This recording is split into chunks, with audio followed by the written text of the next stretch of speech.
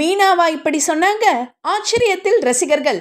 கணவர் வித்யாசாகர் உயிரிழந்த பிறகு அந்த துக்கத்துல இருந்து நடிகை மீனாவை சக நடிகர்கள் மற்றும் நடிகைகள் ரொம்பவே கஷ்டப்பட்டு ஓவர் கம் பண்ண வச்சாங்க. அதை தொடர்ந்து திருஷ்யம் உள்ளிட்ட மலையாள திரைப்படத்துல வேற லெவல் ஹிட் கொடுத்தாங்க. மேலும் தோழிகளோட ரீல்ஸ் பண்றது, இன்டர்வியூக்கள், ரியாலிட்டி ஷோக்கள், பட ப்ரமோஷன் மற்றும் பட பூஜைகள்னு பிஸியா இருக்காங்க. இதுக்கிடையில மீனா 2வது திருமணம் செஞ்சுக்க போறாங்கன்னு பலருடைய பேரை சேர்த்து வச்சு பேசி அவங்கள கண்ணீர் விட வச்சாங்க. இந்த நிலையில மீனா ஒரு இன்டர்வியூல பேசும்போது, மக்கள் ஏன் என்னுடைய திருமணத்துல ஆர்வம் காட்டுறாங்கன்னு எனக்கு புரியல.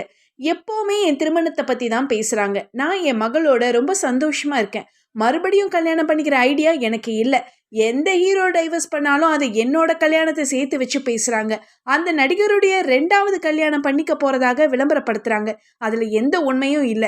இப்ப நான் நடிப்புக்கு முன்னுரிமை கொடுக்கறேன்னு கொட்டி தீத்துட்டாங்க மீனா. செலிபிரிட்டிஸ்க்கும் பிரைவசி இருக்கு. அவங்க ஒன்றும் பப்ளிக் ப்ராப்பர்ட்டி கிடையாது. இதை புரிஞ்சுக்கிட்டு அவங்கவுங்க பார்டர்ல இருந்து சினிமாவை சினிமாவா பார்த்தாலே போதும், யாருக்குமே பிரச்சனை இல்லை. பாவம்பா மீனா, அவங்கள நிம்மதியா வாழ விடுங்கன்னு விஷமிகளுக்கு அட்வைஸ் பண்றாங்க 90s கிட்ஸ்.